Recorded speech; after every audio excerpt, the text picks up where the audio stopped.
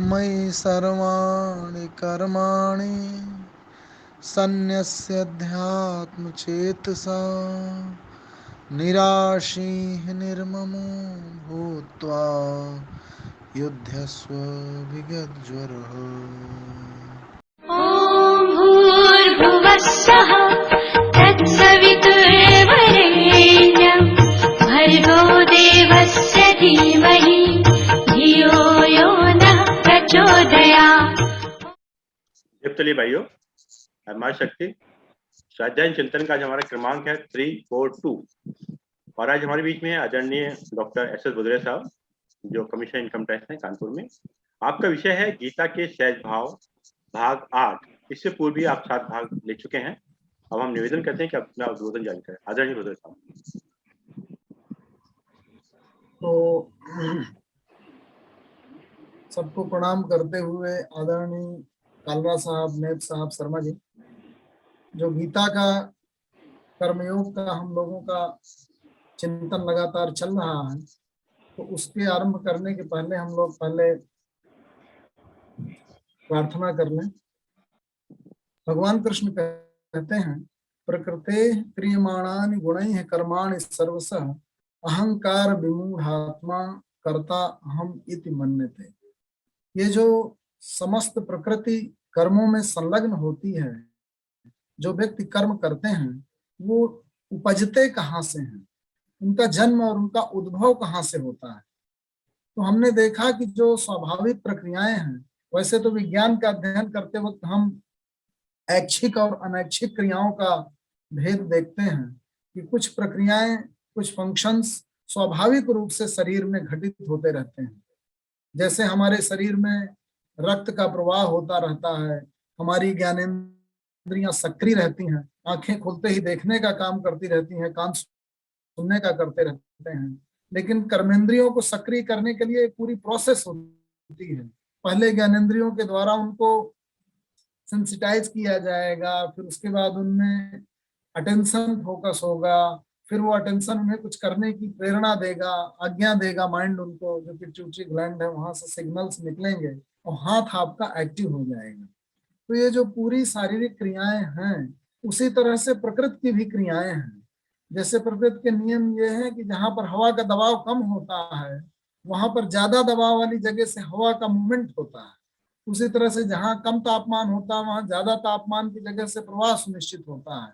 तो जो कर्म का प्रवाह है, वो मनुष्य के अंदर से कुछ स्वतः स्फूर्त क्रियाओं में होता है और कुछ में आपको सायास कुछ आदेश दे करके और अपनी ज्ञानेंद्रियों के द्वारा आदेश दे करके, मस्तिष्क के द्वारा आदेश दे करके फिर क्रिया में अपने आप को संलग्न करना होता है।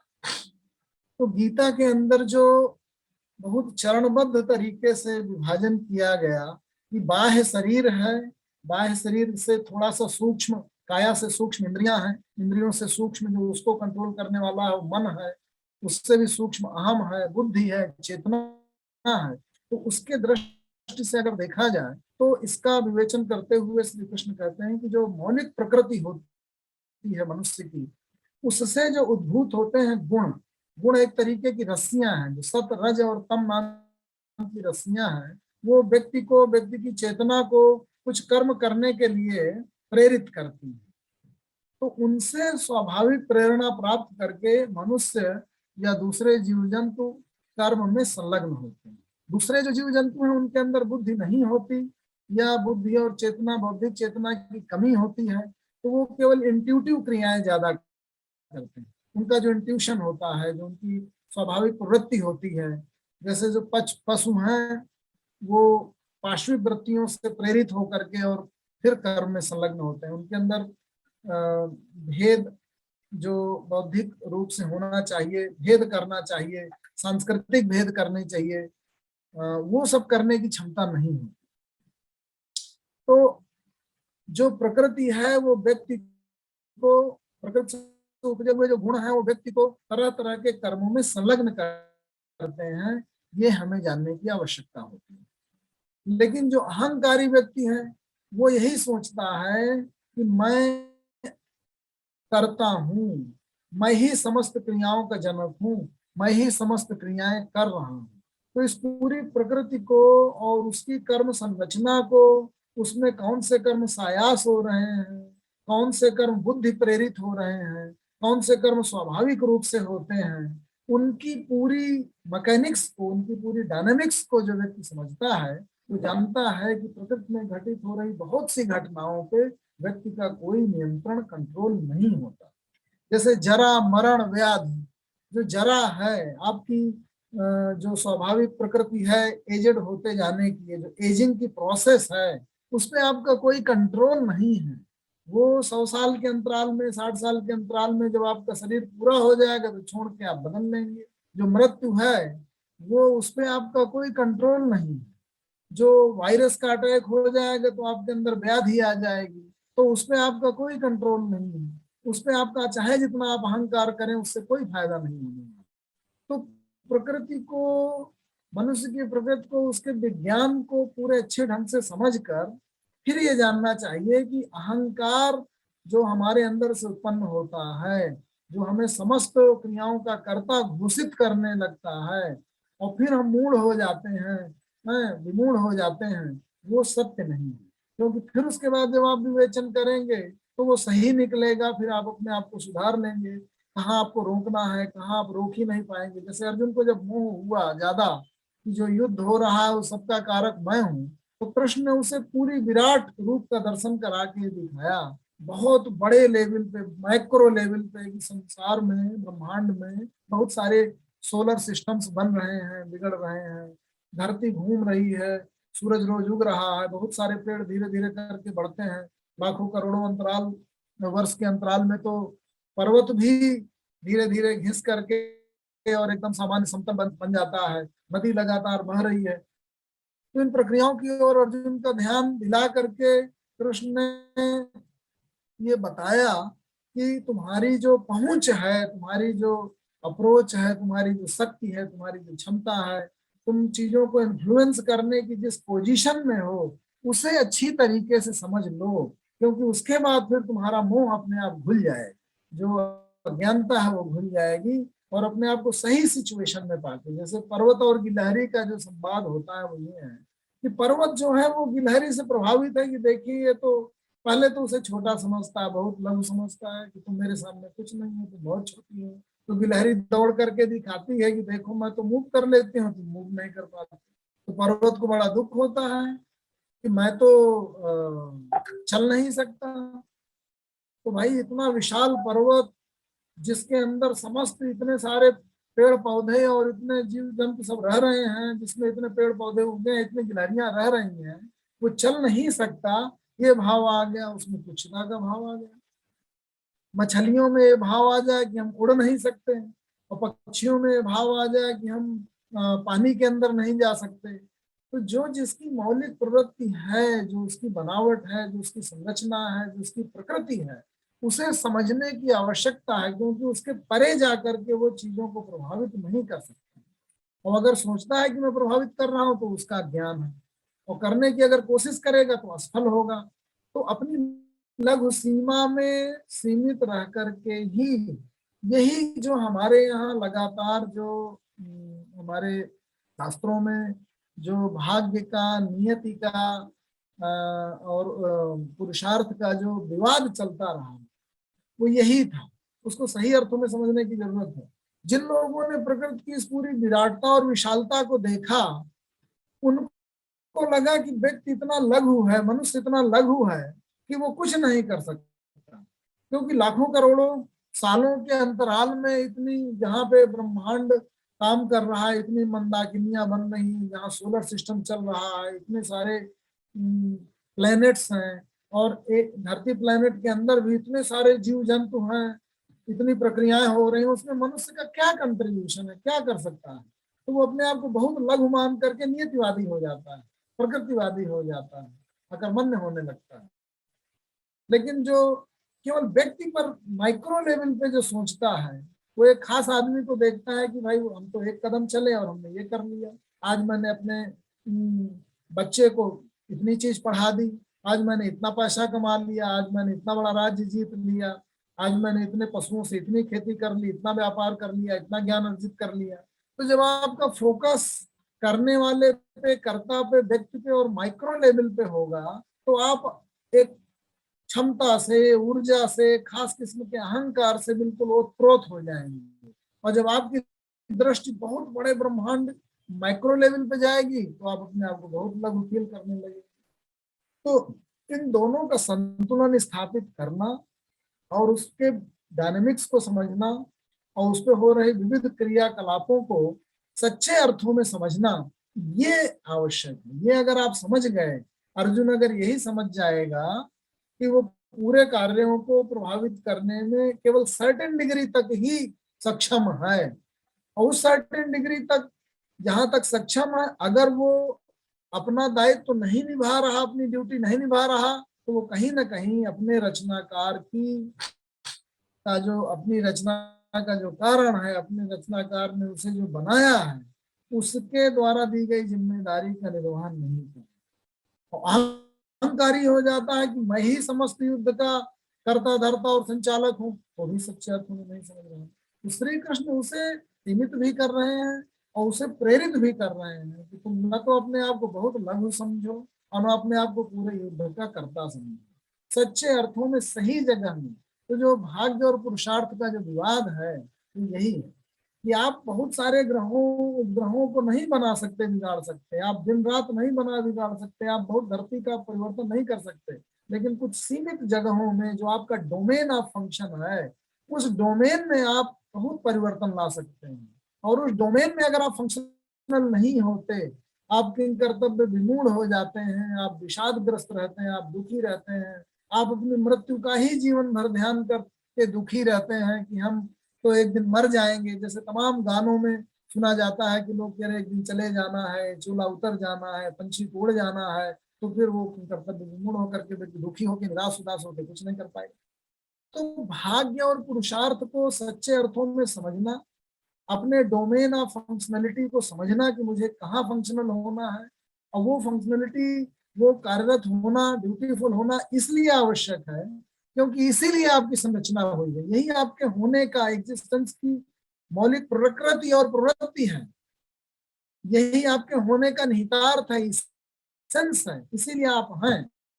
आप 15 दिन के लिए हैं, आप 15 साल के लिए हैं, जितने समय के लिए हैं, जिस जिस लेवल पे आप परिवर्तन कर सकते हैं, उस परिवर्तन को सुनिश्चित करना ये दायित्व है, यही गीता का मकसद है। तो जो लोग बहुत नियतिवादी हो जाते हैं, उन्हें भी अपने आप को सच्चे अर्थों में समझने की आवश्यकता है। जो बहुत अहंकारी हो जाते हैं, उन्हें भी अपने आप को, अपनी सीमाओं को समझने की आवश्यकता है, और अपनी सीमाओं में एक्टिव होना है, प्रसन्न चित्त होकर एक्टिव होना है। ये कर्मयोग का सारांश है। इसीलिए श्री कृष्ण कहते हैं कि तत्त्ववित्तु महाबाहो गुण कर्म विभाग यो गुणा गुणे सुवर्तंत इति मत्वा न सज्जते। तत्व को जो जानने वाला व्यक्ति है, ऐ अर्जुन, अब वो तत्व क्या है? इस गुण को और इस कर्म को विभागशः जानता है। अब ये गुण क्या है? माने प्रकृति के द्वारा उत्पन्न हुई जो प्रवृत्ति है, वो गुण है। साधारण अर्थों में 17 स्तंभ, और उनके द्वारा जो उत्पन्न होने वाला उनका जो फंक्शन है, उनका जो कार्य है, तो ये जो अपनी प्रकृति की प्रवृत्ति है और उसकी जो फंक्शनलिटी है, उसको अच्छी तरह से समझना, और फिर ये जानना कि गुण ही गुणों में वर्तते हैं। आपकी जो प्रवृत्तियां हैं वही आपको कार्यमय करती हैं, आपको संचालित करती हैं, आपको आगे बढ़ाती हैं। इस चीज को अगर अच्छी ढंग से जो व्यक्ति समझ जाता है, वो फिर जो है अटैच नहीं होता, उलझता नहीं। प्रकृति के गुणों से सम्मूढ़ हुआ व्यक्ति,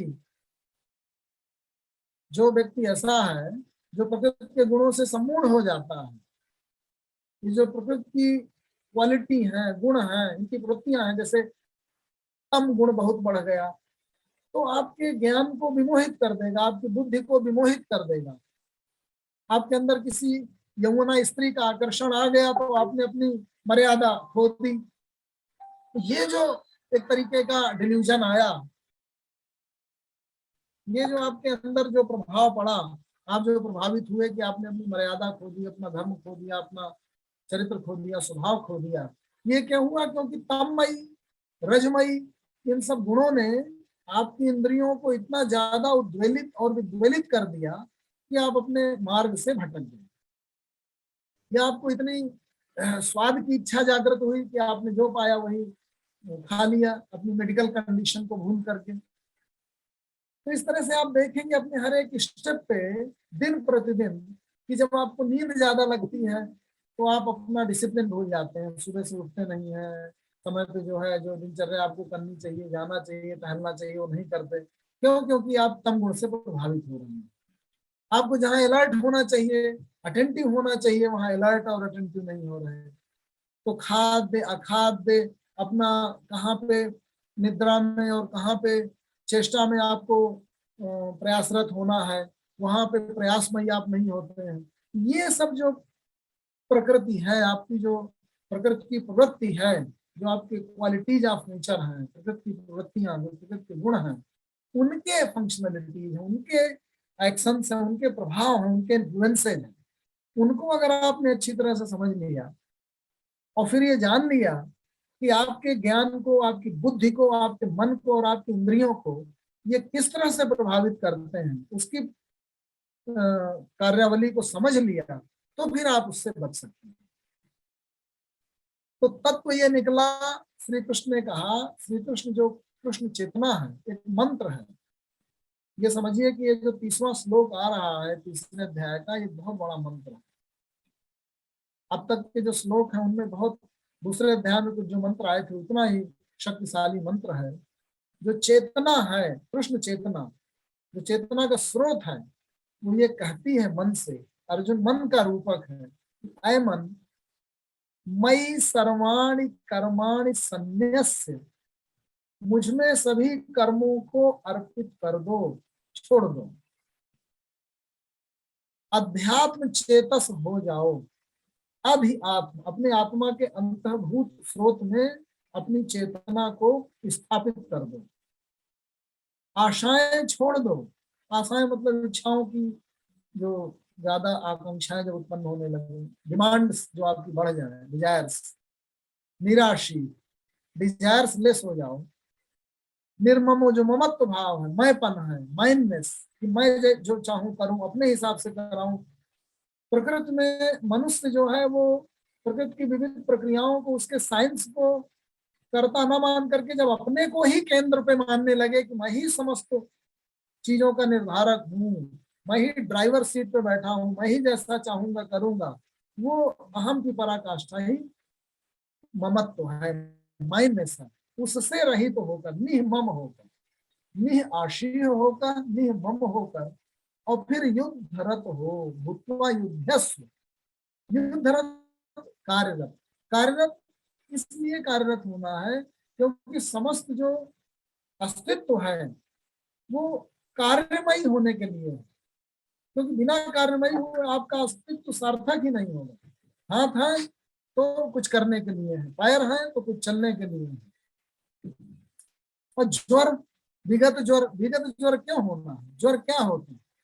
ज्वर जो व्यक्ति के व्यक्तित्व को, उसकी प्रकृति को, प्रवृत्तियों को, इंद्रियों को प्रभावित करने वाले तमाम फैक्टर्स हैं, जो कारक हैं, वो उसे विचलित कर देते हैं उसकी अपनी स्थिति से, स्थित प्रज्ञता की स्थिति से, अनअटैच्ड स्थिति से, उसके अपने मार्ग से, उसके अपने निष्काम कर्मयोग में आनंदित होते, सतचित आनंद में अवस्थित होकर के जो अपना जीवन जी रहा है, उससे उसे भटका है।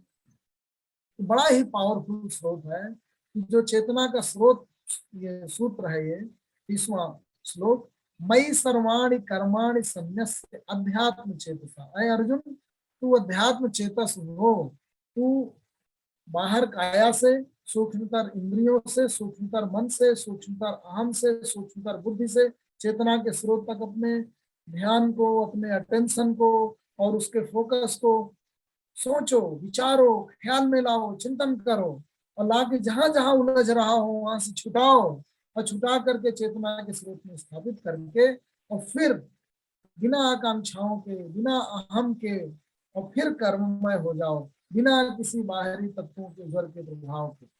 तो ये जो स्थित प्रज्ञता की स्थिति में स्थापित होकर के, ये जो चेतना के स्रोत में स्थापित होके, या साधना की स्थिति में स्थापित होकर के, या समाधि की स्थिति में स्थापित होकर के जो कर्ममय होना है, वो व्यक्ति को उसके अस्तित्व की परमोत्पादकता तक पहुंचा सकता है। ये है full flowering of the flower. ये जो पुष्प है वो अपने पूर्ण पुष्पत्व को तभी प्राप्त कर पाएगा, आप अपने अस्तित्व की सार्थकता को तभी प्राप्त कर पाएंगे जब आप अपने हर एक संबंध में, रिलेशन में इन चीजों का विचार करेंगे कि कहीं पे आप अटैच तो नहीं हो रहे, कहीं पे आपके डिजायर्स तो हावी नहीं हो रही, कहीं पे आपका अहम तो नहीं प्रभावी हो रहा। जब आप अपने हर एक कर्म पे, हर एक ड्यूटी पे, हर एक स्टेप पे, हर एक एक्शन पे विचार करेंगे कि कहीं आसक्त तो नहीं हो रहे, जब आप अपने मन पे फोकस करके, अपने अंतःकरण पे फोकस करके अपने क्रियाओं को एनालाइज करेंगे रोज रोज कि आपने, आपका जो चेतना है वो कहीं किसी इंद्रिय से तो नहीं बायस्ड हो रही, उसके इन्फ्लुएंस में तो नहीं फंक्शनल हो रही, वो मन की तमाम गतियों से तो नहीं उलझ रही और प्रभावित हो रही, आप कहीं प्रकृति से बहुत ज्यादा डिमांड तो नहीं कर रहे जो कि अप्राकृतिक हो रहा है, आप अपने अस्तित्व से परे जा रहे हैं, अस्तित्व की सीमा में फंक्शनल है, आप कहीं डिसफंक्शनल तो नहीं हो रहे। बार बार मैं इस चीज पे जोर देता हूँ, कर्मण्य अधिकार हस्ते माँ फलेषु कदाचन माँ कर्मफल हेतुर्भुः, यहाँ तक तो लोग पहुंच जाते हैं, लेकिन कृष्ण के चौथे चरण को भूल जाते हैं। माते संगो अस्तु अकर्मणि, अकर्मण्यता को कहीं गले न लगा लेना, निकम्मे मत हो जाना, क्योंकि बहुत देखा गया है कि लोग निकम्मे हो रहे हैं, अपने कर्म का पथ भूल रहे हैं, दुखी हो रहे हैं, विषादग्रस्त हो रहे हैं, तो वो दुख से अटैच हो रहे हैं, विषाद से अटैच हो रहे हैं। जैसे अर्जुन है, अर्जुन विषाद से अटैच होकर निकम्मा हो रहा है, अपनी ड्यूटी का मार्ग छोड़ रहा है, अपना पथ भूल रहा है। तो वही युद्धस्व, युद्धरत होना है, युद्ध में रहना है, संसार में रहना है, इस संसार में रहना ही कर्मयोग है। संसार से बाहर कोई संसार नहीं है। इस अस्तित्व को डिनाई कर, इसको डिफाई कर, इससे बच कर, इससे पलायन कर कोई नहीं है, ईश्वर स्वयं। रविन्द्रनाथ टैगोर एक जगह कहते हैं एक साधक से कि तुम क्या मंदिर में कोने में बैठ करके किस पे ध्यान लगा रहे हो, deliverance, where is this deliverance to be found? Thou master has himself joyfully taken upon him the bonds of creation and he is bound with us all forever. तुम्हारा जो कर्ता है उसने प्रसन्न चित्त होकर स्वयं ही इस पूरी सृष्टि के बंधनों को अपने आप पे लिया हुआ है। Thou master has himself joyfully taken upon him the bonds of creation. इस अस्तित्व के, सृष्टि के बंधनों को प्रसन्न चित्त होकर उसने स्वीकार किया है। And he is bound with us all forever, और वो हमेशा हमेशा के लिए हम सबसे बना हुआ है। तो जिस रचना, तो ये आप इस सृष्टि से अलग होकर इस अस्तित्व को डिफाई कर, डिनाई कर, पलायन कर आप कल्पना नहीं कर सकते अपने अस्तित्व की। तो जो भी उपदेश, जो भी पथ आपको कर्म से विमुख करे, अपने कर्तव्य से विमुख करे, अस्तित्व की मौलिक प्रकृति से विमुख करे, तो वो आपको अपने जड़ से काट रहा है, वो आपको कभी भी परम तत्व तक नहीं पहुंचा सकता, क्योंकि आपका परम तत्व इसी सृष्टि में है, हम सबके बीच में है, हम सबके साथ लेकर है, हमारे अंगों में है। कबीरदास जी इसीलिए कहते थे कि भाई अलग से बैठ करके साधना नहीं करनी है, यही सूत काटना है, यहीं पे रमना है, इसी जीवन में रम करके ही अस्तित्व की सिद्धि को और सार्थकता को प्राप्त किया जा सकता है। कृष्ण कहते हैं ये में मतम इदम नित्यम अनुतिष्ठन्ति मानवा, जो मेरे इस मत के अनुकूल चलते हैं वो समस्त कर्मों से मुक्त हो जाते हैं। ऐसे श्रद्धावंत व्यक्ति श्रद्धावंतो अनुसूयंतो मुच्यन्ते ते यति कर्म। अब दो तरीके की बाधाएं आती हैं। एक बाधा कर्म बंधनों की आती है, ये जो कर्म है उनके बंधन आपको बांधने लगते हैं, अटैच करने लगते हैं, मोहग्रस्त करने लगते हैं, आपको ज्ञान से विमुख कर देते हैं, ज्ञान के स्रोत से विमुख कर देते हैं।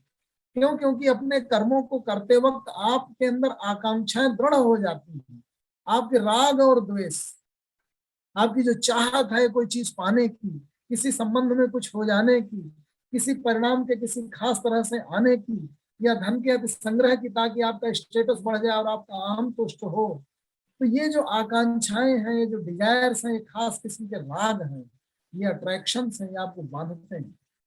और जब आप द्वेषमयी हो जाए, आप किसी से कंपटीशन करने लगे कि वो आपसे आगे बढ़ रहा है, आप किसी परिस्थिति से, कंडीशन से डिसिस्ट करने लगे, आप हेट करने लगे, आप अपने आप से ही लड़ने लगे, आपके अंदर एक बीमारी की कंडीशन आ रही है, तो आप अपने आप ही अपने अस्तित्व से हेट करने लगते हैं, आपको बहुत दुख होने लगता है। जैसे बुद्ध भगवान को जब अज्ञान हुआ तो उन्हें जरा से, मरण से, व्याधि से, मतलब एक रोगी को देखा तो उन्हें बड़ा दुख हुआ।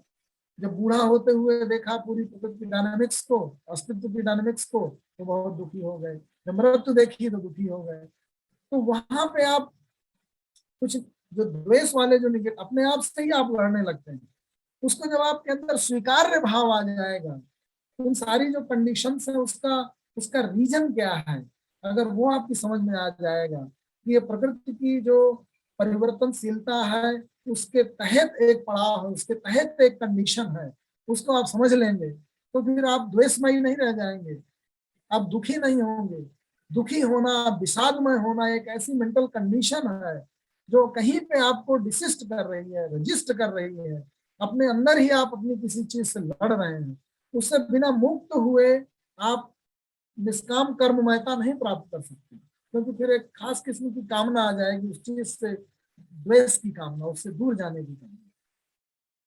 तो जो बंधन है, कर्म के जो बंधन है, उनसे मुक्त होना एक आपको एक साध्य है, क्योंकि इससे मुक्त होकर के ही आप फ्री रह के ही अपने अस्तित्व की सार्थकता को प्राप्त कर सकते हैं। तो जब आप अपने समस्त कर्मों को चेतना के स्रोत में अर्पित करके कर्ममयी होते हैं, तो फिर आप कर्मों में बंधन में नहीं पड़ते, कर्मानुबंधों में नहीं पड़ते। ये कर्मानुबंध है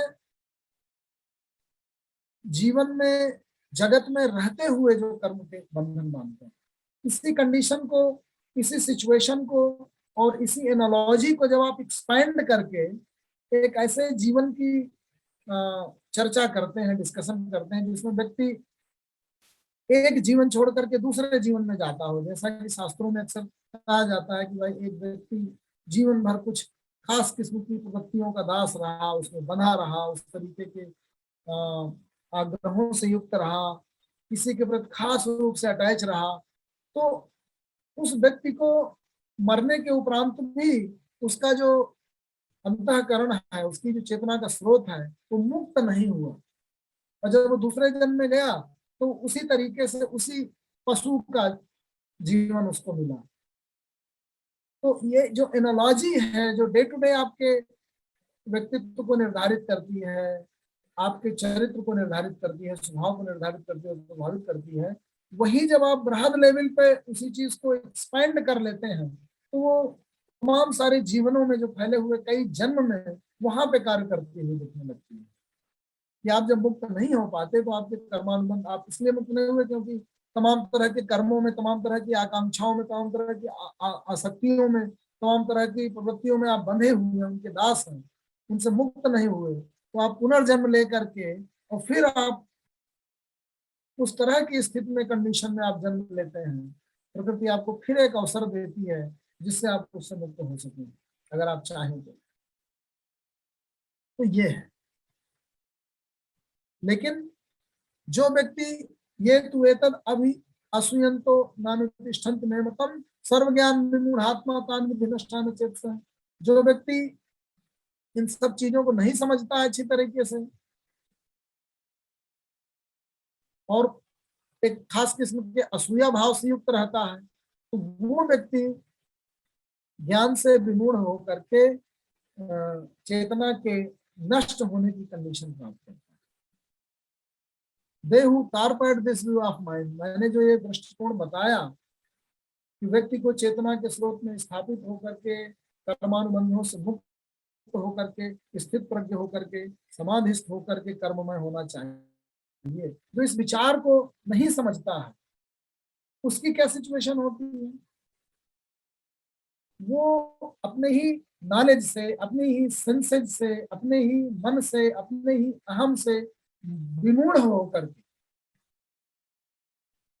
और ऋण हो जाता है बर्बाद हो जाता है, अपने अस्तित्व की सार्थकता को नहीं प्राप्त करता। लेकिन जो ये एक्ट है, जो सायास व्यक्ति जितना कुछ कर सकता है, उसके करने की एक सीमा भी है। व्यक्ति अपने मन को नियंत्रित कर सकता है, संयमित कर सकता है, अपनी बुद्धि की भी गति को देख समझ सकता है, अपने अहम की गति को अपनी बुद्धि से देख समझ सकता है, अपने हृदय की गतियों को भी ऑब्जर्व कर सकता है, अंतरावलोकन कर सकता है, इंट्रोस्पेक्शन कर सकता है। लेकिन जो व्यक्ति की मौलिक प्रकृति है, जो अस्तित्व की जो तमाम सारी ओरिजिनल कंडीशंस हैं, उनको अफेक्ट नहीं कर पाता, उसको मौलिक प्रकृति कहा गया। तो जो निग्रह है, निग्रह मतलब अपनी इंद्रियों को, मन को, इन सबको कहाँ लगने देना है, कहाँ नहीं लगने देना, उसकी सीमाएं हैं। हर कुछ को आप प्रभावित नहीं कर सकते। जैसे एजिंग की प्रोसेस को आप नहीं प्रभावित कर सकते। भूख जो आपके अस्तित्व से जुड़ी हुई है, उसको आप नहीं खत्म कर सकते कि आप कुछ खाएं ही ना और जिंदा रहें। बिना आंखों को मूंदे आप देखने की कंडीशन को खत्म नहीं कर सकते। मन के विचारणा की शक्ति को खत्म करना संभव नहीं है। तो अस्तित्व से जुड़ी हुई जो मौलिक प्रकृति है, उसको समझना और उस प्रकृति से उत्पन्न होने वाले तमाम गुणों को समझना, जो उसके डेरिवेटिव्स हैं, उसके जो उत्पाद हैं, उनको समझना,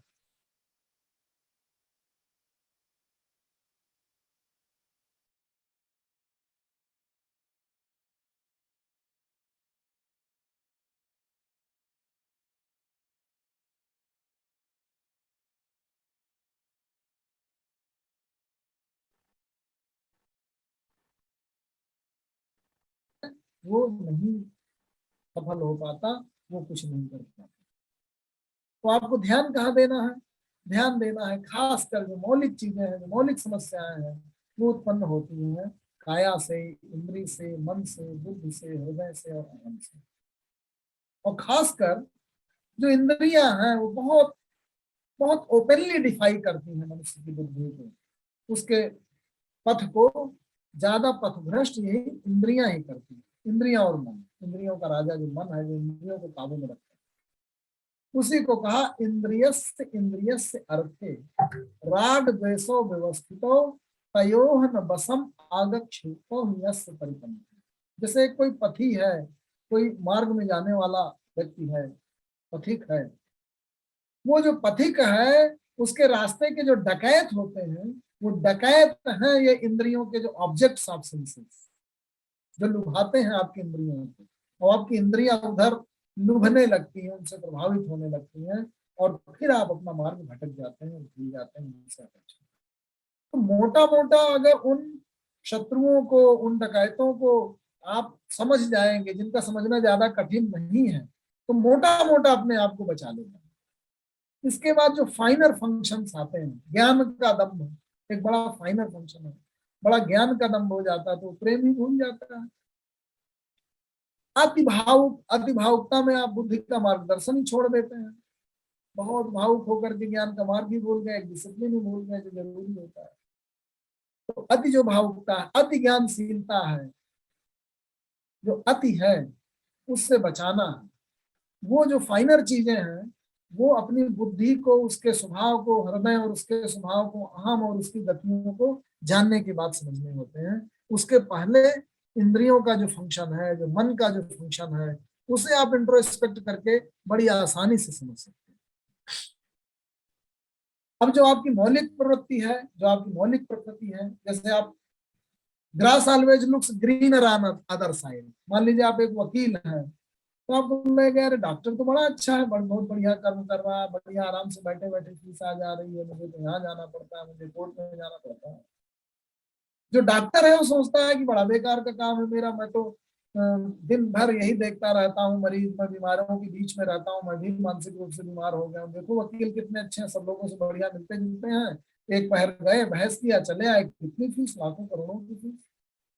जो बिजनेसमैन सोचता है भाई ये तो बड़ा अधिकारी है, बड़ा अच्छा है, बैठे बैठे अपना सभी हम लोगों को कंट्रोल कर रहा है, न कुछ खोखट, न कोई हानि का खतरा, न बिजनेस में नुकसान हो जाएगा। जो अधिकारी है सोचता है अरे मुझे तो बस तनख्वाह मिलती है और जो बिजनेसमैन है, देखे मुकेश अंबानी हो गया, कोई टाटा हो गया, कोई बिरला हो गया, मैं तो बेवकूफ बना, मेरे की बुद्धि है, समझ है नहीं, तो grass always looks greener on other side.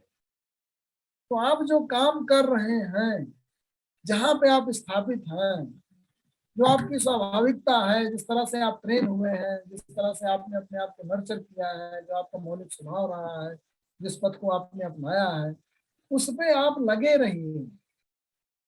दूसरे को बहुत देख करके ललचाइए मत, देख पराई चूपड़ी मत ललचावे जी, क्योंकि उस वो टाइम ऑफ ईसाई ऊपर से देख करके हमेशा अट्रैक्टिव लगेगी, लेकिन जब उसके अंतःकरण में, तह में जाएंगे, वहां भी समस्याएं होंगी। तो जो स्वधर्म होता है, जो वृत्ति है, जिसको मौलिक रूप से 4 खंडों में प्राचीन काल में बांटा गया था, प्रवृत्ति के गुण के हिसाब से, मौलिक प्रवृत्ति के हिसाब से, बाद में जाति व्यवस्था में परिवर्तित होकर के और पतित हो गई, समाज का पतन हो गया। वो ओरिजिनली इस तरह से थी कि जिसकी जो साइकिक कंडीशन है, जिसकी जो मौलिक प्रवृत्ति है, जो स्वभाव है, उस तरह से जो अपने धारण करता है, उसी को स्वधर्म का। तो भले ही लगे कि उसमें कुछ कमियां हैं, श्रेयान स्वधर्मो विगुण पर धर्मात् स्वनुष्ठितात्, बहुत अच्छी तरीके से किए जाने वाले दूसरे के कर्मों से, ड्यूटीज से, धर्म से, अपना जो आपका धर्म है, आपका जो कर्तव्य कर्म है, आपके जो गुण धर्म से उद्भूत हुआ, उपजा हुआ जो आपका स्वाभाविक कर्म है, वो बेहतर होता है। स्वधर्मे निधनम श्रेयः पर धर्मो भयावह, क्योंकि आपकी जो निर्मिति है, आपकी जो बेसिक कंडीशंस है, आपका जो एग्जिस्टेंस है, उससे उद्भूत हुए जो कर्म हैं, वो जो आपके गुण धर्म हैं, जो आपकी मौलिक प्रकृति से, प्रवृत्ति से उपजे हुए हैं, वो स्वाभाविक रूप से आपसे जुड़े हुए हैं, आप उनमें रचे पचे हैं, उन्हीं में आपका विकास हुआ है और उन्हीं के साथ आपकी गति हुई है। उसी तरह से आपके व्यक्तित्व का, आपके चरित्र का, आपकी प्रवृत्तियों का, आपकी दिनचर्या का, सबका विनिर्माण हुआ, आपकी ट्रेनिंग उसी तरह से हुई, आपकी कार्यकुशलता उसी तरह से बढ़ी है। उसको जब आप छोड़ देते हैं और फिर आप दूसरी टेरिटरी में, दूसरी टर्फ में, दूसरी जगह जाने की कोशिश करते हैं, तो आप मंगली बन जाते हैं, आप कहीं के नहीं रहते, आप फिर उसमें बहुत एक्सेल नहीं कर सकते। इसलिए पर धर्मों में आना, वो जो आपके व्यक्तित्व का अभिन्न अंग नहीं है, जो कर्म, जो स्वतः स्फूर्त नहीं है, आपके अंतःकरण से उपजा स्वभाव, स्वधर्म और स्वकर्म, गीता इसमें बहुत महत्व देती है। जो आपका मूल भाव है, मौलिक प्रवृत्ति है, स्वभाव, स्वधर्म, जो आपके मौलिक गुण धर्म है, स्वकर्म, जो आपके अंतःकरण से उपजे हुए, आपकी स्वाभाविक प्रवृत्तियों से उपजे हुए जो कर्म है, स्वभाव, स्वधर्म और स्वकर्म, उनमें स्थापित होना, फिर उनमें एक्सेल करना, उन्हीं में ट्रेन होना, उन्हीं में रचना पचना, उन्हीं में आगे बढ़ना, वो आपके अस्तित्व की सार्थकता को प्राप्त कराता है। मछली जैसे मौलिक प्रवृत्ति है पानी में रहने की, तो पानी में रहे, वही एक्सेल करें और अच्छे से खिलंदड़ी करते हुए उसमें, चाहे इधर डाइव करें चाहे उधर डाइव करें, पक्षियों की तरह उड़ने की चेष्टा न करें। और जो पक्षी है वो आकाश में ही विचरण करें, वो पानी में रह करके मछलियों से कंपटीशन करने की कोशिश ना करें। तो अपने डोमेन को अच्छी तरह से समझना, पर्वत को ये जानना कि विशाल होना, अपने में बहुत पेड़ पौधों जंतुओं को अपने ऊपर शरण देना, ये मेरा बहुत बड़ा गुण है, पर्वत को समझना चाहिए। फिर उसे मूव करने की क्या जरूरत है। और गिलहरी जो मूव कर रही है, खिलंदड़ी कर रही है, इधर जा रही उधर जा रही है, पेड़ में खट से चढ़ जा रही है, तो उसका छोटा होना, उसका लघु होना ही उसका आनंद है, उसी में वो आनंद प्राप्त करे। तो कुल मिला के इसका मतलब, मकसद और निहितार्थ यही है कि व्यक्ति को अपनी प्रवृत्तियों का, अपने गुणों का, अपने धर्म का, अपने कर्म का, अपने स्वभाव का अच्छी तरह से विवेचन करके और उस डोमेन में अपनी फंक्शनलिटी सुनिश्चित करनी चाहिए। ये पुरुषार्थ है।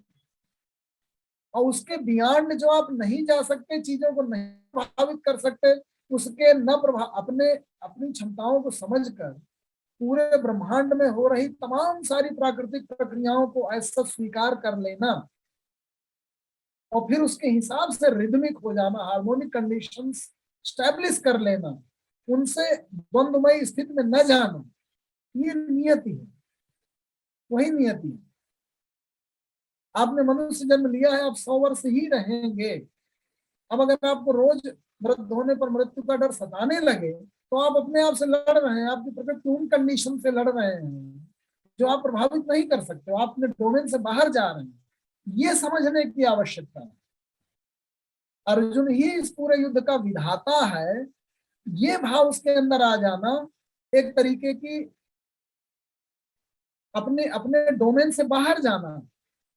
कृष्ण से बहुत तरह से समझाते हैं कि तुम दुर्योधन की प्रवृत्ति को नहीं प्रभावित कर सकते, उसके कर्मों को, स्वभाव को नहीं प्रभावित कर सकते, उसके जो पास्ट में हो गई घटनाएं हैं, कंडीशन से उनको प्रभावित नहीं कर सकते। तुम केवल 5 ही भाई हो और वो 100 है और वो इतने सालों से राज्य स्थापित कर ली है, उसके अंदर अहम है, तुम उसको प्रभावित नहीं कर सकते।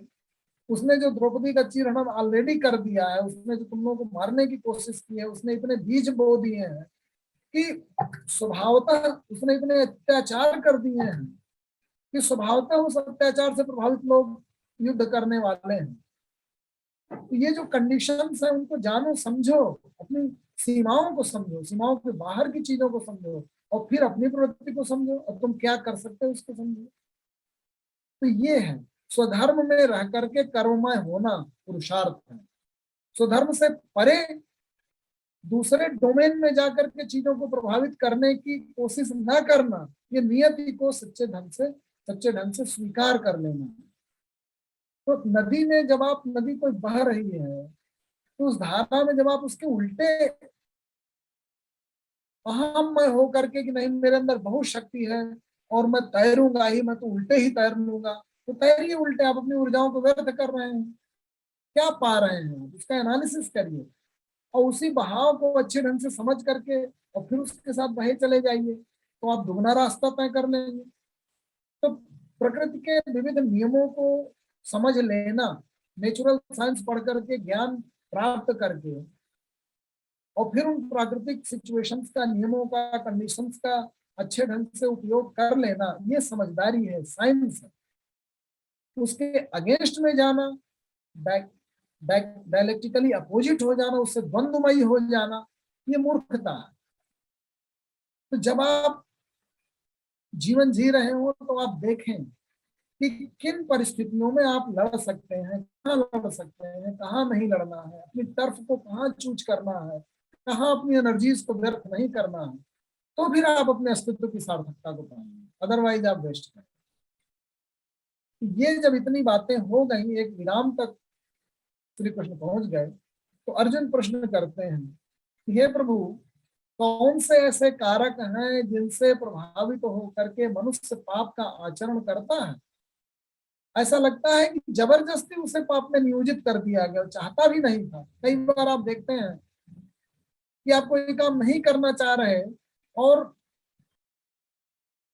किसी चीज से प्रेरित होकर के आप वो कर्म कर डालते हैं। जैसे जो लोग ज्यादा एडिक्टेड होते हैं, कई बार आप नहीं चाहते, सुबह से शाम तक अपनी पत्नी को लगातार कमिटमेंट दे रहे होते हैं, प्रॉमिस कर रहे होते हैं कि अब मेरा फेफड़ा खराब हो रहा है, मैं सिगरेट छोड़ दूंगा, और जहां थोड़ा सा मौका पाते हैं, कोई दोस्त आता है बढ़िया सा, तुरंत सिगरेट सुलगा के पीने लगते हैं।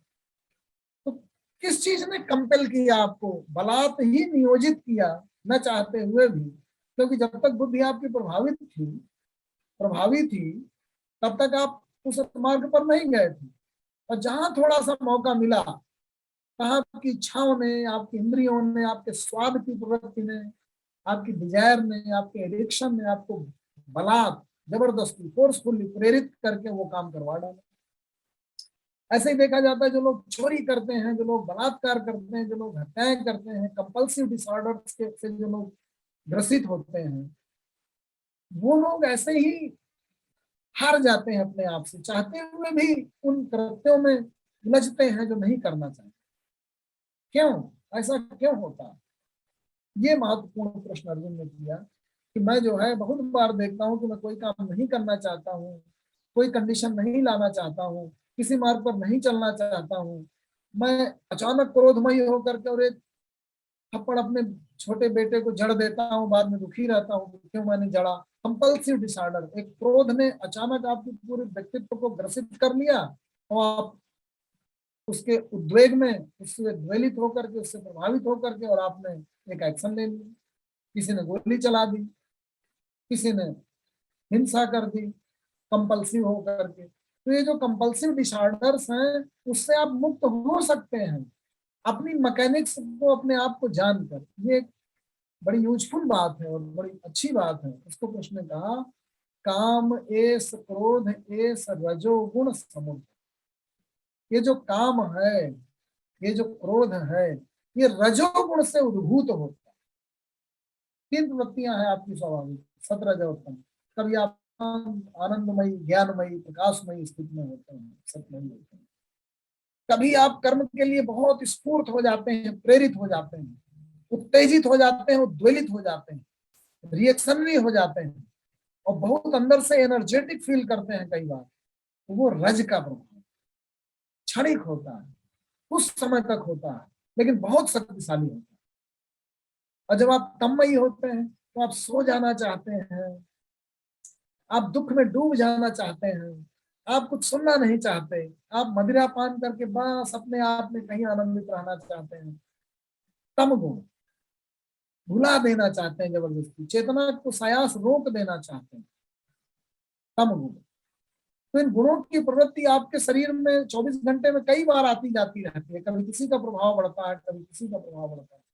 लेकिन बुद्धि के द्वारा अपने आप को समझकर जब कोई प्रभाव खास करके आपको प्रभावित करने लगे और जब उसकी कंडीशन से राइज हो जाती है तो और शक्तिशाली हो जाता है। जैसे आप खूब भूखे हो और फिर भोजन दिख जाए तो आप चोरी करने के लिए प्रवृत्त हो जाएंगे। तो एक कंडीशन आ गई थी, आप भूखे थे। महाभारत में तमाम दृष्टांत दिखते हैं कि कैसे अपने आप को नियंत्रित किया जाए। महाभारत एक व्यक्ति निर्माण, एक चरित्र निर्माण के लिए बड़ा सुंदर ग्रंथ है। जब प्यासे होकर के युधिष्ठिर के समस्त भाई एक एक करके यक्ष प्रश्नों को नजरअंदाज कर और जलाशय का पानी पीना चाहते हैं, तो वहीं पर युधिष्ठिर की प्रवृत्तियों को देखिए। जो स्थिर है, युद्ध में भी जो स्थिर है, जिसने अपने आप को काबू कर लिया, इतना प्यासा होने के बावजूद भी वो कहता ठीक है, प्रश्न पूछो। उसने समझ लिया कि मुझे यहाँ नियंत्रण दिखाना है। तो आई अंदर से आ रही है, प्रवृत्तिजनक है, प्रकृति से उद्भूत हो रही है, आपके अस्तित्व से जुड़ी हुई है प्यास। आप उसे डिफाई नहीं कर सकते, लेकिन फिर भी नियंत्रित कर सकते हैं, कंट्रोल कर सकते हैं। क्रोध आएगा, उसे डिफर कर सकते हैं थोड़ा सा कि मुझे सोचना चाहिए, मैं और सोचूंगा। अभी इस उत्तेजना में मैं निर्णय नहीं लूंगा, गलत हो जाएगा, तलाक तलाक तलाक नहीं बोलूंगा। बहुत वर्षों का, जिंदगी का प्रश्न।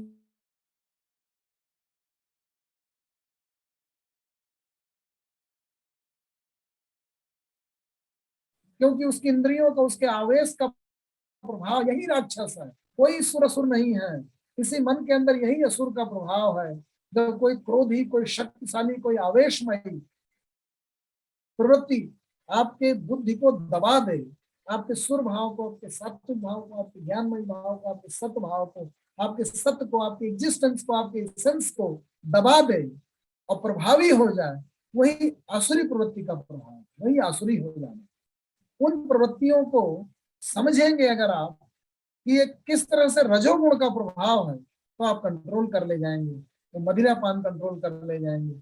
और धीरे धीरे धीरे जो आपकी प्रवृत्ति का निर्माण होता है, जो आपकी आदतों का निर्माण होता है। पहले एक बार आप आनंद के लिए पीयर प्रेशर में कभी कभी आप सिगरेट पीते हैं, फिर धीरे धीरे और पीने लगते हैं, फिर उसके गुलाम हो जाते हैं। फिर उस तो आप राजा कहाँ रह गए, आप गुलाम हो गए ना। राजा तो हारता ही नहीं किसी से।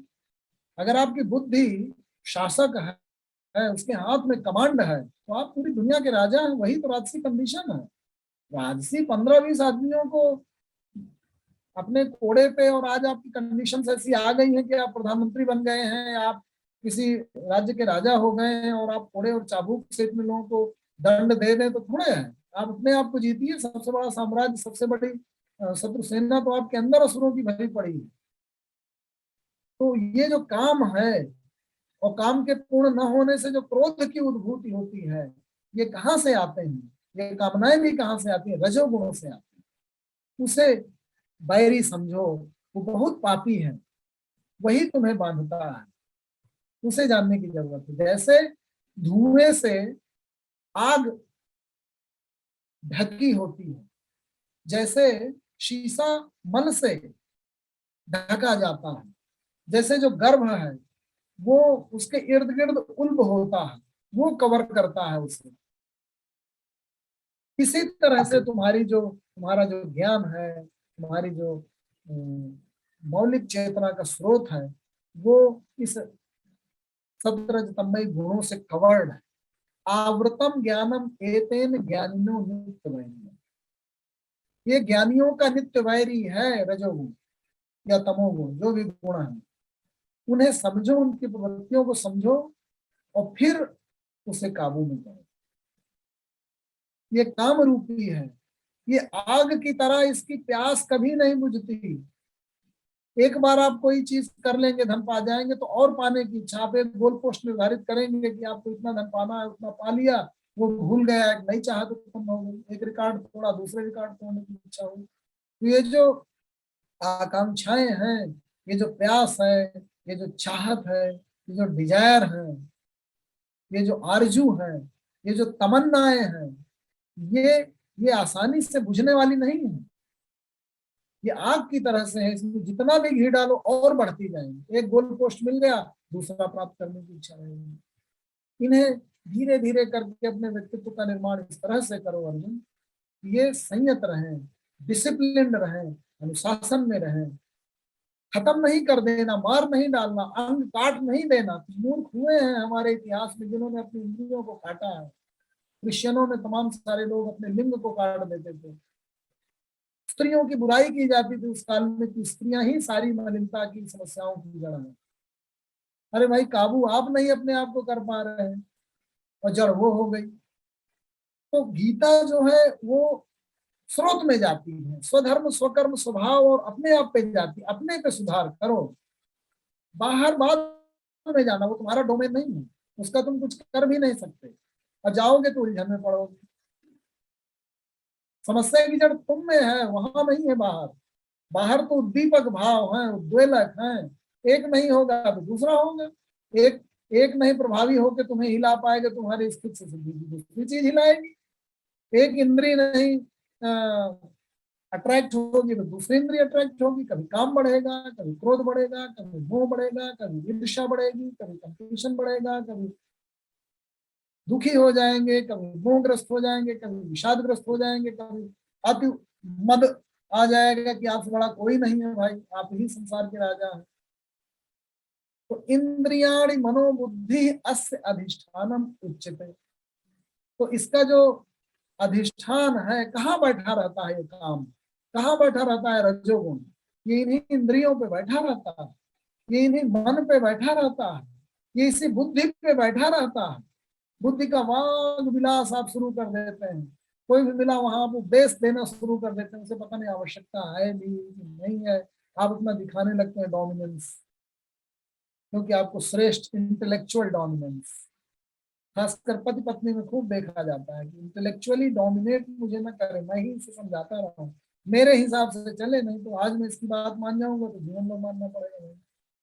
तो ये आपका अहम, ये बुद्धि है आपकी, जो आपको बिल्कुल कोई भी निर्णय लेना है तो ऐसे ही खूब, ऐसे तो बहुत ज्ञान बढ़ा रही है, और जब मौका पड़ेगा अपने को निर्णय लेना होगा तो सारे नियम डिसिप्लिन कानून साइड में रख के अपने आप को धीरे से घुमा के बस उस चीज को आप पालेंगे।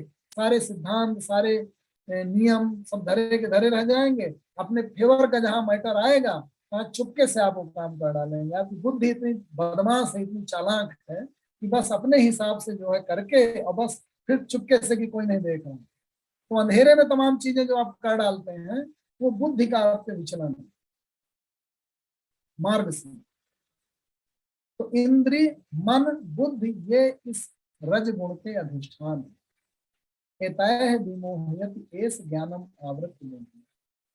ये जो हमारी आत्मा है, वो जो ज्ञान का स्रोत है, जहां से ज्ञान का प्रकाश प्रकाशित होता है, उसके ऊपर ये जो सारे काया इंद्रिय मन हृदय बुद्धि, ये तमाम जो फैकल्टीज ऑफ माइंड बैठी हुई हैं, ये हमारे चेतना के स्रोत को प्रभावित करती है। उस ज्ञान के प्रकाश को फैलने से, उसके अनुरूप चलने से, उसके अनुरूप आनंदित रहने से, उसके अनुरूप अपना मार्ग निर्धारित करने से रोकती हैं, प्रभावित करती हैं। विचलित कर देती है। दिए की लौ की तरह जो निर्वात में जलने वाला दिया है वैसा नहीं रहने देते, उसे विचलित कर देते हैं, बुझाने की कोशिश। ज्ञान का दीप अक्सर बुझ जाता है और फिर धीरे से आप फिर कहते हैं कि नहीं, चुपके से तोड़ मरोड़ कर लिए और फिर बोलते हैं कि हम ऐसा क्यों हो गया। क्यों? क्योंकि उस समय आपने कंप्रोमाइज कर ली। वो है अच्युत। अच्युत जो है, च्युत नहीं होना है, आपको उसी स्थिति में बने रहना है, तब आप अच्युत को प्राप्त करेंगे। और अनंत अनंत ये समय, ये जो असुर शक्तियां हैं, ये जो अंतःकरण की तमाम सारी इस तरह की विचलन कारक प्रवृत्तियां हैं, ये सतत जो है ये सक्रिय है। तो इनसे लड़ने के लिए सतत जागृत रहना। ऐसा नहीं कि एक बार आपने झाड़ू लगा दिया कमरे का तो धूल चली गई, कल फिर आ जाएगी, फिर लगाना पड़ेगा झाड़ू, फिर चिंतन करना पड़ेगा, फिर तो थोड़ा सा ध्यान, थोड़ा सा अंतर मंथन, थोड़ा सा इंट्रोस्पेक्शन, थोड़ा विचार आपको करते रहना, ताकि ये जो अंतःकरण है वो मलिन न होने पाए। उस पर तमाम कहाँ इंद्रियों का प्रभाव आ रहा है, अहम का प्रभाव आ रहा है, क्रोध आ रहा है, काम आ रहा है, ईर्ष्या हो रही है, उसको अच्छी तरीके से आप समझते रहना। तो कृष्ण कहते हैं तस्मात् त्वम इंद्रियाणि आदौ नियम में भरतर्ष पापमानम प्रजह्येनम ज्ञान विज्ञान नाशनम।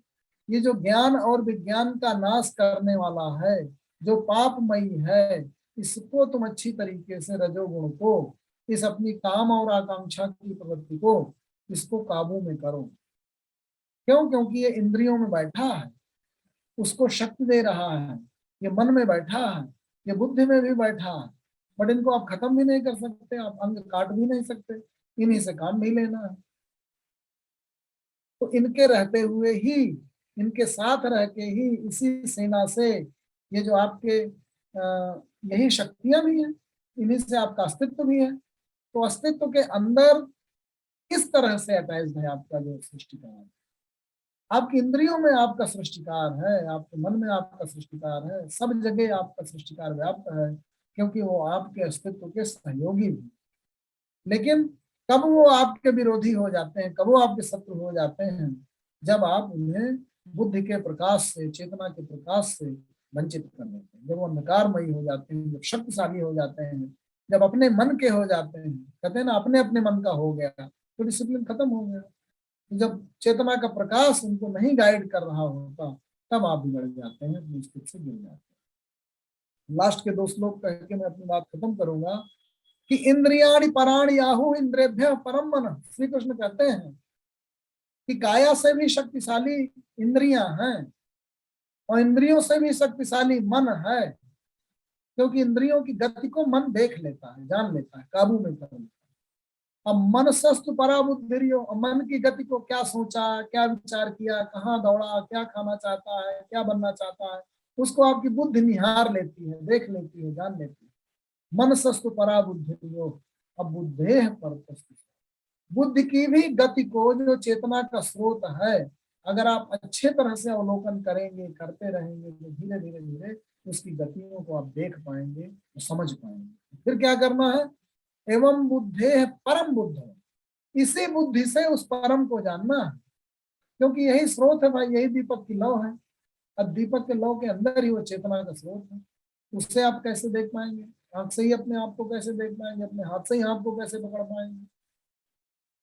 तो इंट्यूशन से, समझदारी से, जानकारी से, ज्ञान से, चर्चा से, विचार से अपने आप को समझेंगे।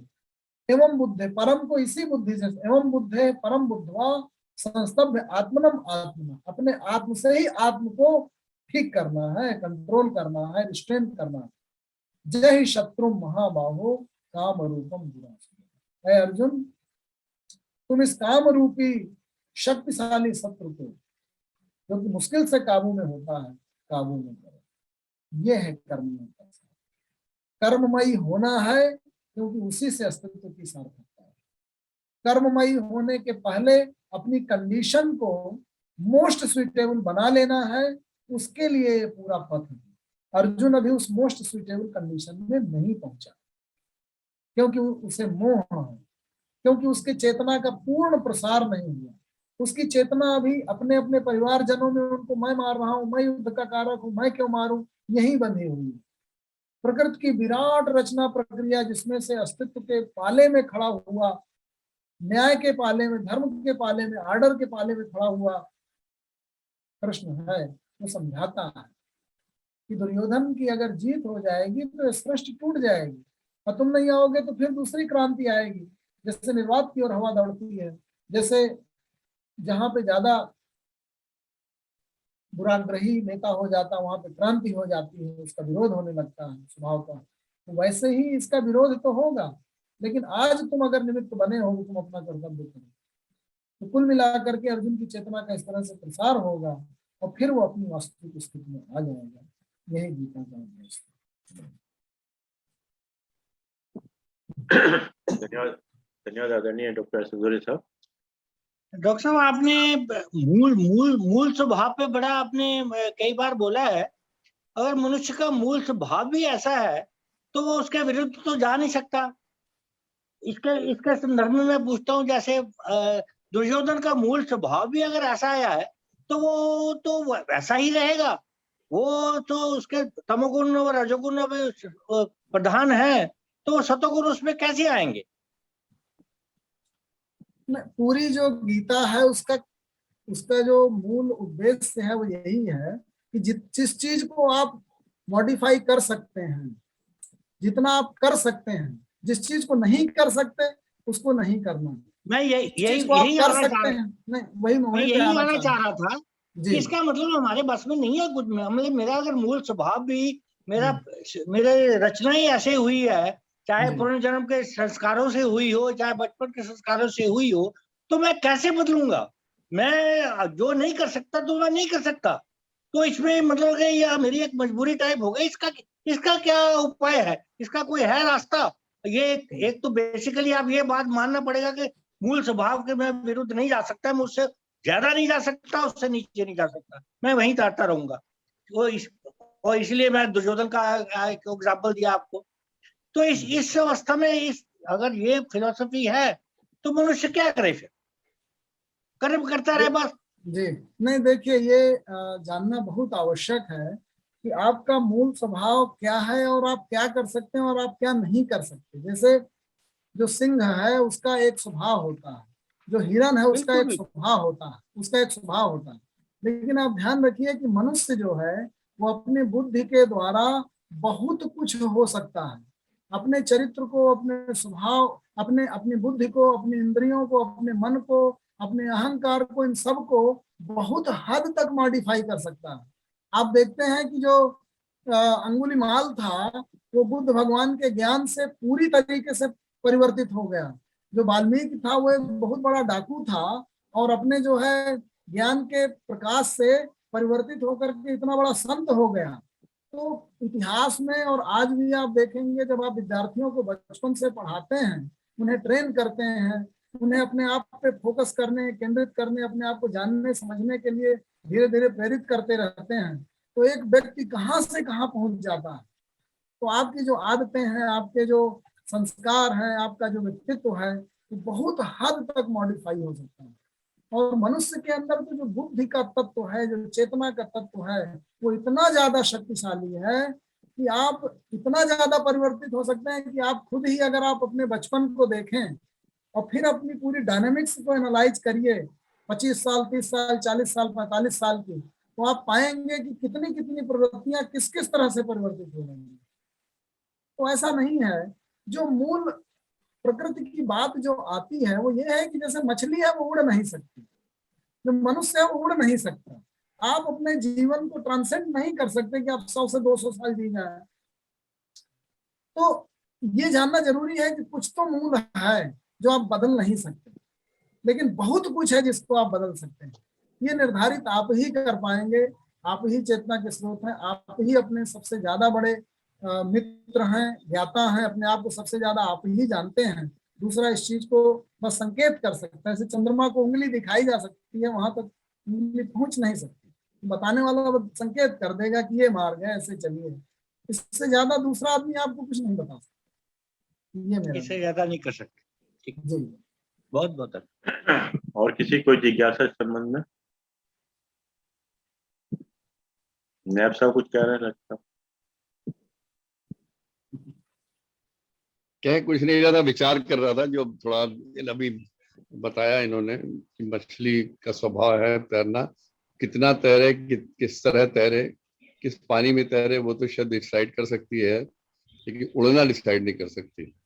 जो मूलतः स्वभाव, वही इसलिए थोड़ा विचार कर रहा था, सोच रहा था जो बता ऋषि साहब उसी ये पे। प्रश्न बना है ये, क्योंकि ये सता कई बार कोशिश करता हूँ भैया, मैं क्यों नहीं हो पा रहा, क्यों नहीं हो पा रहा वहां तक, क्यों नहीं वहां तक विचार जा पा रहा, वहां स्तर क्यों नहीं जा पा रहा, तो कोई वजह है। मेरा मूल स्वभाव, मूल तत्व मुझ में उसमें से ज्यादा नहीं है, मैं नहीं इसलिए नहीं कहाँ तक जा सकता हूँ। ऋषि साहब, ये तो खैर वो शिवदान साहब भी समझाएंगे, वो ज्यादा अच्छा रहेगा।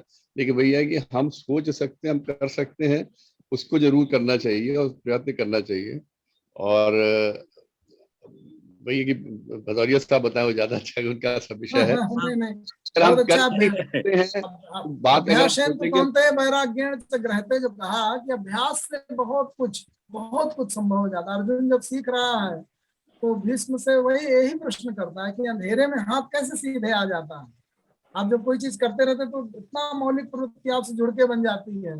बच्चा देखिए भाषा नहीं जान रहा, बट सीखते सीखते इतना बोलने लगता है कि बड़े बड़े ग्रंथ लिख डालता है। yes, तो करते करते करते करते करते उस क्षेत्र में आप बिल्कुल, जैसे वागीश शर्मा साहब को खड़े कर दीजिए तो 1-2 घंटे कब निकल गए बोलते बोलते। तो मतलब इतना आ जाता है उसके अंदर, वो प्रवृत्ति, उतना ज्ञान, उतना भाव, मैं उतना ये प्रश्न मेरा इसलिए भी आया कि मैं अपने आप को अगर मैं स्टडी करूं बचपन से, जैसे आपने बोला कि बचपन से यहाँ तक आप देखिए कहीं आपने कुछ बदला है, लेकिन मैं मूल स्वभाव, मेरा जो स्वभाव वर्ड आपने यूज किया ना, वो बहुत एक इम्पोर्टेंट लाइफ में है कि मैं बचपन से जो मूल स्वभाव था वो आज तक चेंज नहीं हुआ, वो स्वभाव चेंज नहीं हुआ। मैं ये बात 100% मैं अपना जानता हूँ, हो सकता है आप भी जानते हो। नहीं ऋषि साहब, वो उनका कहने, मूल स्वभाव का मतलब उनका कहने का ये नहीं कि आपका स्वभाव कैसा है या आपकी सोच कैसी, उनका ये कहने का ये था कि आप मनुष्य हैं या जो कोई और जीव है, उसका जो मूल स्वभाव है।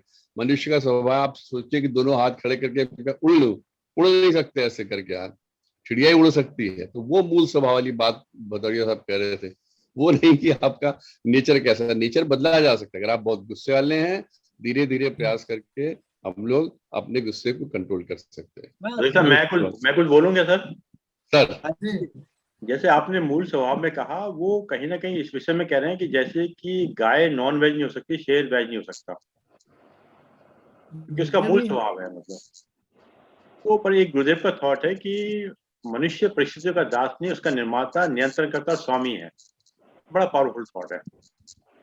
मनुष्य परिस्थितियों का दास नहीं, निर्माता, नियंत्रणकर्ता, स्वामी है। हम लोग कई बार सब चीजों को जानते हैं, समझते हैं, पर क्या होता है कि जैसे अभी आप अपना उद्बोधन में बोल रहे थे कि सिगरेट का हमें कशिश लगी है, मतलब फिर हम कुछ टाइम के लिए छोड़ देते, फिर लग जाती है। गुटखा लगता है, फिर कुछ टाइम छोड़ देते। मैं समझता हूँ गुटके में रस नहीं है, उस आदत में रस है। सिगरेट में रस नहीं है, गुटके में रस नहीं है। उस आदत को अगर आप जान लें, अब आगे ध्यान योग आएगा, अगर उस आदत पे आप फोकस कर लें, अटेंशन फॉलोज एनर्जी, जहां आप अटेंशन फोकस करेंगे वहीं एनर्जी आने लगेगी। तो जब आप अपने उस आदत को जान लेते हैं तो उससे मुक्त होने की क्षमता आ जाती है। फॉर एग्जाम्पल जैसे करेंसी कागज की है, तो सारी करेंसी को कागज समझ के नहीं फाड़ते ना, कागज को तो फाड़ते हैं ना। तो बुद्धि ने समझा कि वो करेंसी ऐसा नहीं फाड़ेंगे। हाँ, तो कहीं ना कहीं विषय में हुआ। आज साहब एक चीज मैं समझ आता है, आज आप बोल रहे थे ना, तो कहीं लगता है कि जो अपने कंपलसरी डिसऑर्डर लिया, तो मैं सोचता जो आज के टाइम में काफी चीजें बढ़ गई हैं, मनोचिकित्सक वाली बढ़ गई हैं, और OHD हो गया जैसे, तो कहीं ना कहीं गीता का अगर आदमी अध्ययन करे तो उससे भी कहीं ना कहीं दूर हो सकता है। एक सबसे बड़ी चीज है ना, जैसे रामायण पढ़ेंगे आप तो उसमें सत्संग की बड़ी महिमा कही गई है कि सत्संग जो है बहुत बड़ी चीज है। सत्संग क्या है, मतलब जब आप जैन के ग्रंथों में पढ़ेंगे तो उसमें स्वाध्याय को बहुत कहा गया कि शास्त्रों का अध्ययन करिए, स्वाध्याय करिए। तो अपने जी, कहीं सत्संग कहा गया, कहीं स्वाध्याय पे ज्यादा जोर दिया गया, कहीं अंतरावलोकन पे, इंट्रोस्पेक्शन पे, कहीं ध्यान पे। जो जैन है, जैन, ये जो जापानी और चीनी है, वो जैन जो होता है वो ध्यान का ही रूप है। जब आप ध्यान करेंगे, अटेंशन करेंगे, तो सारा जितना धर्म तत्व तो है, तमाम सारे धर्मों का, तो बार बार इसी पे जोर देता है कि व्यक्ति अगर अपने आप को ध्यान करे, ध्यान केंद्रित करे, अच्छे विचारों से वो प्रोत रहे, तो उसका उत्थान बहुत हो सकता है, बहुत ज्यादा हो सकता है। अच्छा, और व्यक्ति के उत्थान से पूरे समाज का उत्थान हो सकता है, पूरी सृष्टि का एक कल्याण हो एक सकता है। एक बात जो आपने कही, जो अवसाद, अर्जुन जो उसमें थे, डिप्रेशन में, अवसाद में थे, तो अगर बारीकी से अगर हम ऑब्जर्व करें तो हर व्यक्ति को अपराध अवसाद में होना भी मैंडेटरी है सर, होना भी चाहिए अवसाद में। क्योंकि अगर देखा जाए तो 24 घंटे में से कोई ना कोई घंटा एक ऐसा होता है जब हम अवसाद में होते हैं सर। और महीने में हो सकता है कि 25 दिन में 4-5 दिन हम अवसाद में होते हैं सर। अवसाद होना मैं समझता हूँ कोई गलत भी नहीं है सर, होता है सर ये कुछ विद्वान बोलते हैं, जैसे ना महिलाओं में साइकिल चलता है, हम्म। प्रकृति में जो साइकिल चलता है कि मतलब ऋतुएं आती हैं, जो दिन आता है, चंद्रमा की गति से, धरती की गति से, सूर्य की गति से, तो थोड़ा सा साइक्लिकल है। जो मनुष्य का चेतना जगत भी है, तो कुछ साइकिल्स हैं जो वो धीरे से ऑब्जर्व करे तो वो चलते हैं। तो उनको अगर आदमी फोकस कर लेता है तो कई बार अपनी प्रवृत्तियों को, और कुछ खास कंडीशंस होती हैं जो उसको उद्दीपित करती हैं उस तरीके की मेंटल कंडीशंस को, तो उनको अगर समझ ले तो उनसे मुक्त हो सकते हैं। मतलब मेरा ये कहना है कि ज्ञान से मुक्ति होती है। जब आप किसी चीज को देख लेते हैं, समझ लेते हैं, उसकी गति को पकड़ लेते हैं, उसकी डायनेमिक्स को जान लेते हैं, तो फिर उसे काबू करना आसान है। जब डॉक्टर ऑपरेशन करता है, पेशेंट कुछ कुछ बोलता है भी डॉक्टर के विषय में, तो डॉक्टर बुरा नहीं मानता, वो जानता है कि उसमें क्या हो रहा है, कि उसके भले के लिए हो रहा है। चलिए एनीवे, और जेपी साठी साहब से निवेदन करते हैं कि 2 शब्द धन्यवाद कीजिए। जेपी साठी साहब। सर मैं भी बोल दूं कुछ अरे थोड़ा हाँ, सा। हाँ बोलो, जी बताइए। मुझे तो सर कई बार बीच में आपके उद्बोधन के बीच में कई बार आपके ही फेवरेट दुष्यंत कुमार की वो लाइनें याद आ रही थी, ये जुबान हमसे सी नहीं जाती, जिंदगी ये हमसे जुबान जी नहीं जाती, एक आदत सी बन गई है तू, और और आदत आदत कभी नहीं जाती, शाम कुछ पेड़ गिर गए वरना बाम तक रोशनी चांदनी नहीं जाती, बाम मतलब छत तक रोशनी नहीं जाती। मैं कशी मैं जरूर है लेकिन, मैं कशी मैं जरूर है, मैं कशो मैं जरूर है लेकिन, इतनी कड़वी के पी नहीं जाती। इन सफीनों में वो दरारें हैं जिनमें बसकर नमी नहीं जाती, ये जुबान हमसे सी नहीं जाती, जिंदगी है कि जी नहीं जाती। तुमने ईसा बना दिया मुझको, जी तुमने ईसा बना दिया तुमने मुझको ईसा बना दिया तुमने, अब शिकायत भी की, अब शिकायत भी की नहीं जाती, शिकायत भी की नहीं जाती। चलिए राइट सर। डॉक्टर भदौरिया के संपूर्ण जो आज परिसंवाद था, उसमें एक बात तो स्पष्ट हो गई कि पूरी तैयारी और गहराई के साथ उन्होंने गीता को अध्ययन किया है, और एक एक चीज उन्होंने बड़ी स्पष्ट की है। इसमें 2 बातें निकल के आई। एक ऋषि बाबू का जवाब है कि जब बालक इस पृथ्वी पर आता है तो कोरी स्लेट होता है, जो कुछ भी स्वभाव संस्कार कुरीतियां चीजें हैं वो सब बाद में आते हैं, वो अपनी उस कोरी स्लेट पे लिखता जाता है। इसलिए ये बात उनको निकालना चाहिए स्वभाव का। इसमें थोड़ा दूसरा कहा था, वही बात थी जो अभी शर्मा जी ने समझाई कि डॉक्टर भदौरिया का कहना स्वभाव से वो है। खैर, दूसरी एक बहुत महत्वपूर्ण बात निकल के आई गीता में, जिसकी जरूरत है और जो हम कर सकते हैं, वो ये है कि सारी इंद्रियां लगातार हमारे पीछे पड़ी हैं हमको मार्ग पर ले जाने के लिए। उनको आप मार नहीं सकते, कुचल नहीं सकते, खत्म नहीं कर सकते, लेकिन उन पर नियंत्रण कर सकते हैं। और नियंत्रण करने का इतनी अधिक शक्ति मनुष्य के पास है, जो डॉक्टर भदौरिया ने बताई। बहुत प्रशंसनीय, बहुत अच्छा और बहुत ही प्रभावित करने वाला आज का व्याख्यान था डॉक्टर भदौरिया का। हम उन्हें तहे दिल से धन्यवाद देते हैं। धन्यवाद आदरणीय जेपी साठी साहब, और धन्यवाद आदरणीय डॉक्टर एस भदौरिया साहब, अपने समय निकाल कर समय दिया। और जैसा कि एक विचार के साथ और 3 बार ओम के साथ अपना बात करते हैं, आज का विचार है स्वीकार करने की हिम्मत, स्वीकार करने की हिम्मत और सुधार करने की नीयत हो। वाह, स्वीकार करने की हिम्मत और सुधार करने की नीयत हो तो इंसान बहुत कुछ सीख सकता है। बहुत बढ़िया। स्वीकार करने की हिम्मत और सुधार करने की नीयत हो तो इंसान बहुत कुछ सीख सकता है। हमको कितने लोग पहचानते हैं, हमको कितने लोग पहचानते हैं उसका महत्व नहीं है।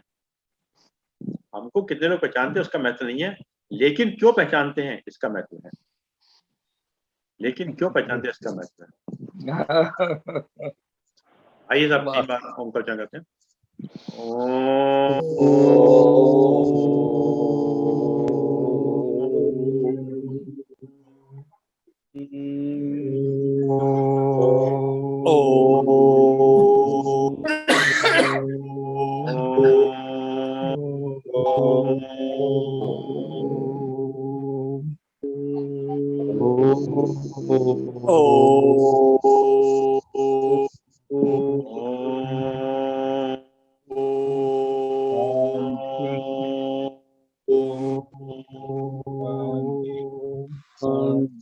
शांति शांति शांति।